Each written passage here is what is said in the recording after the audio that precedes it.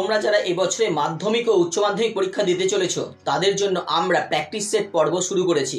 এই প্রস্তুতি বিভাগের পরবর্তী নিবেদন সম্ভাব্য প্রশ্নাবলী।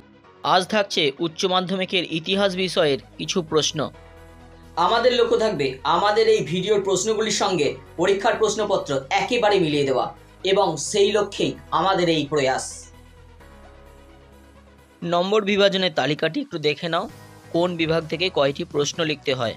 মাত্র কয়েকটি প্রশ্ন দিয়ে এবছরে তোমাদের জন্য সম্ভাব্য প্রশ্নাবলী তুলে দেওয়া হলো। এখানে দুটি বিভাগ থাকে, ক বিভাগ এবং খ বিভাগ মিলিয়ে 8 নম্বরের জন্য মোট 5টি প্রশ্নের উত্তর লিখতে হয়। এখানে ক বিভাগ থেকে যে সমস্ত প্রশ্নগুলি রয়েছে দেখে নাও। প্রথম প্রশ্ন, পেশাদারি ইতিহাস বলতে কী বোঝো? পেশাদারি ইতিহাস ও অপেশাদারি ইতিহাসের মধ্যে পার্থক্য লেখো। প্রশ্ন 2, লোককথা কাকে বলে? লোককথার বিভিন্ন বৈশিষ্ট্য সহ ইতিহাস চর্চায় লোককথার গুরুত্ব আলোচনা করো। পরের প্রশ্ন, জাদুঘর কাকে বলে? অতীত পুনর্গঠনে জাদুঘরের ভূমিকা আলোচনা করো। প্রশ্ন 4, মিথ বলতে কী বোঝো?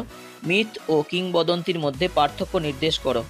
5 নম্বরে রয়েছে সাম্রাজ্যবাদ সম্পর্কে হবসন লেনিন তত্ত্ব আলোচনা করো। প্রশ্ন 6, ভারতে অবশিল্পায়নের কারণগুলি কী ছিল?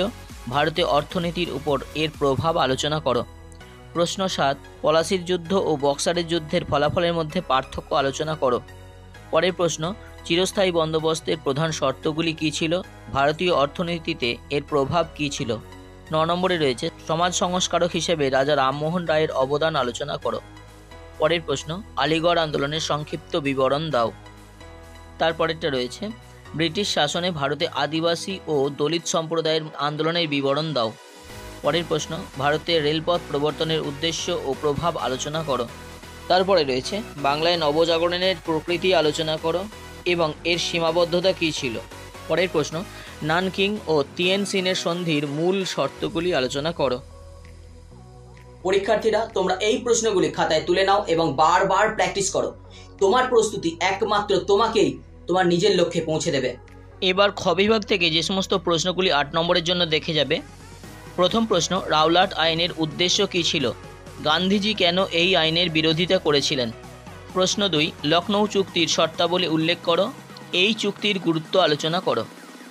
প্রশ্ন 3, মন্টেগু চেমসফোর্ড সংস্কার আইনের সমালোচনামূলক বিশ্লেষণ করো।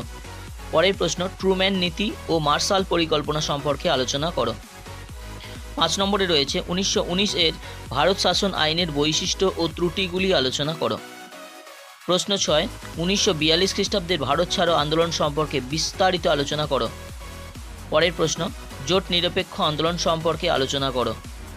তারপরে রয়েছে 1909 খ্রিস্টাব্দে মরলে মিন্টো সংস্কার আইনের প্রধান বৈশিষ্ট্য ও গুরুত্ব আলোচনা করো। প্রশ্ন 9, কোন পরিস্থিতিতে মিরাট ষড়যন্ত্র মামলা শুরু হয়েছিল? এর ফলাফল কী হয়েছিল? তারপরে রয়েছে বাংলায় 1943 খ্রিস্টাব্দে দুর্ভিক্ষের কারণ কী ছিল? এ ব্যাপারে ব্রিটিশ সরকারের ভূমিকা কী ছিল? প্রশ্ন 11, ভারতের স্বাধীনতা সংগ্রামে সুভাষচন্দ্র বসুর অবদান পর্যালোচনা করো। পরেরটা দেখো, ঠান্ডা লড়াইয়ের কারণ ও ফলাফল আলোচনা করো। পরের প্রশ্ন, জোট নিরপেক্ষ নীতি কী? এই নীতির প্রবক্তাকে?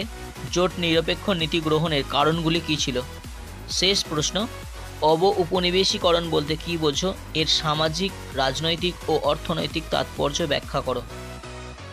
উচ্চ মাধ্যমিক পরীক্ষার্থীদের জন্য রইল অনেক অনেক শুভেচ্ছা। তোমরা খুব ভালো করে পরীক্ষা দাও এবং সাফল্য অর্জন করো। আমাদের এই ভিডিওগুলি যদি তোমাদের এতটুকু উপকারে লেগে থাকে তাহলে লাইক, কমেন্ট, সাবস্ক্রাইব করে আমাদের পাশে থেকো।